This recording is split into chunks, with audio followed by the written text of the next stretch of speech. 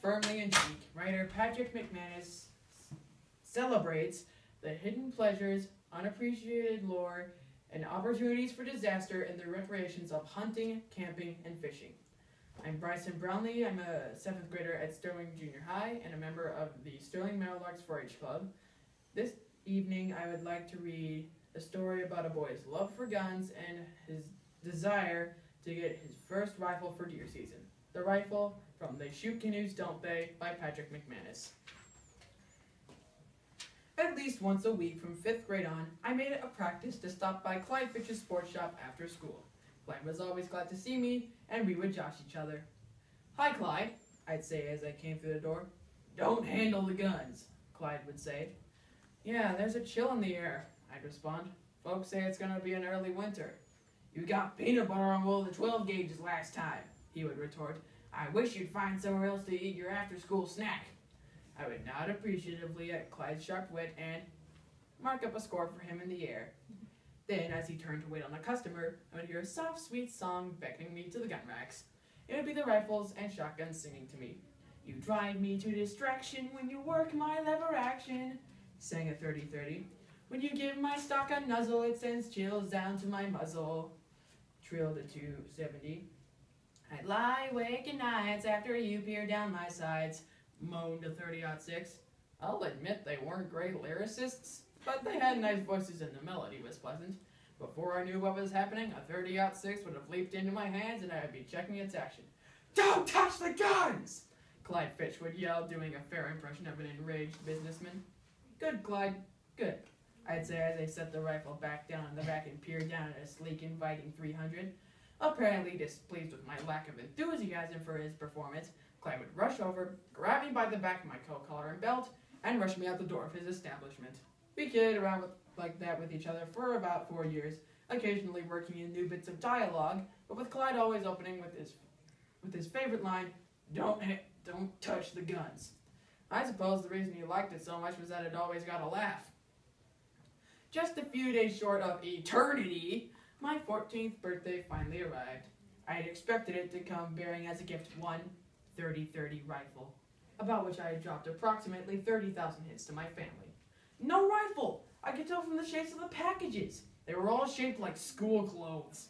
"Something seems to be missing here," I said, nervously ripping open a package of jockey shorts.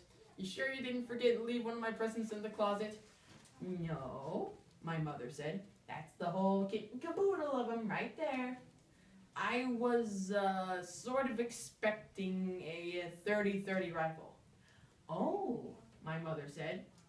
"Well, if you want a rifle, you'll just have to get yourself a job and earn enough money to buy one." It was not unusual in those days for parents to say brutal things like that to their children. There were no laws back then to prevent parents from saying no and, worse yet, meaning no. Life was hard for a kid. Still, I couldn't believe that my mother was actually suggesting that her only son go out and find a job. "Surely you are jesting," I said to her. "No," she replied.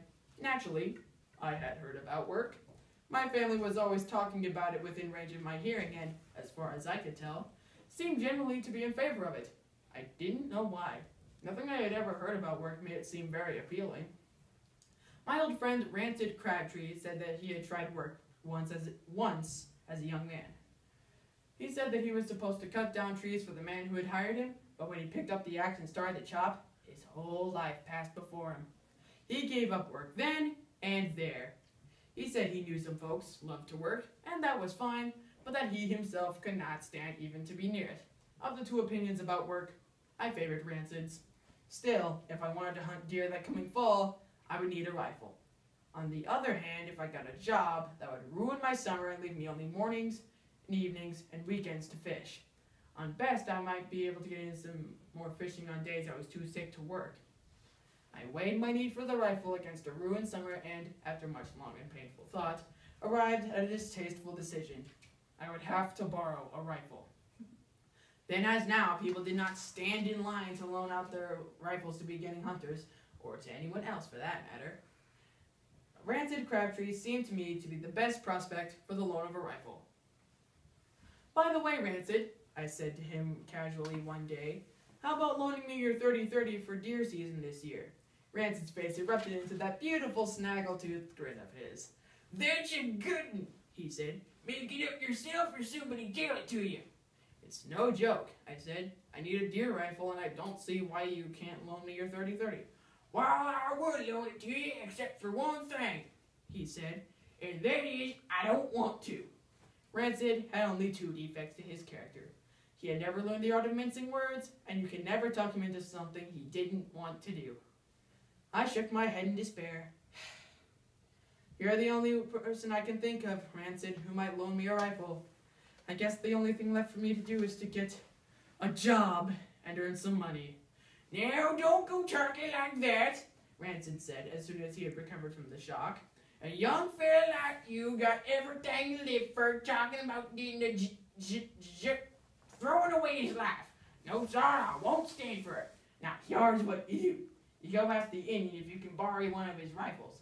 Pinto Jack? Why, sure, old Pinto give you the hide off of his scrawny carcass if it had a zipper on it. I found Pinto Jack puffing a pipe on the front porch of his cabin and put my request straight to him. You want to borrow my rifle? He said, studying me thoughtfully through a cloud of pipe smoke. If I loaned you my rifle, what would I use when I raided the ranchers and burned their buildings and drove off their livestock and like that? Couldn't you use a bow and arrow for a few raids?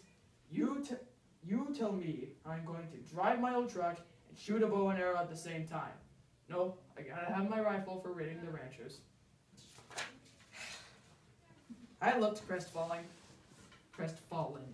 having many years before learned that this was one of the best looks to use on Pinto Jack. Tell you what, he said after a moment, I could maybe let you use the old rifle my father brought back from the Great War. First World? Little Bighorn. It's a single shot and kicks a bit, but you're welcome to it. I rushed home, lugging the monstrous firearm, pinned a target to a fence post backed by a sandbank, paced off 100 yards, drew a bead on the target, and gently squeezed the trigger. Later, I heard that all the livestock within a mile radius sprang 2 feet in the air and went darting about in all directions at that altitude. Apples rained down out of the trees in the orchards. 3 lumberjacks swore off shriek, and 2 atheists converted to religion. My own interpretation of the event was that I had just been struck by lightning, a meteorite, or a bomb. When my vision cleared, I knew I was in trouble. Not only would my folks be upset about my shooting one of their fence posts in half, but the neighbors would be mad at me for destroying their sandbank. Nevertheless, I decided to try one more shot, this one left-handed. The second shot went off a little better, since by now I knew what to expect. It was easier for me to keep my nose out of the way too, because the previous shot had moved it up into the vacant area above my right eyebrow, where it would be safe.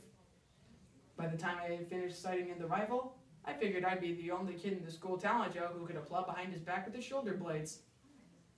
My first deer managed to elude me that year, even though I had several opportunities for several good shots. By the time I had grimaced enough to pull the trigger, the deer was already gone. At the end of the season, I returned the rifle to Pinto Jack. Any luck? He asked. Nope. Well, don't feel so bad about it, he said. Come on in and have yourself an orange pop, and I'll show you how I can apply with my shoulder blades. Bet you don't know anybody who can do that.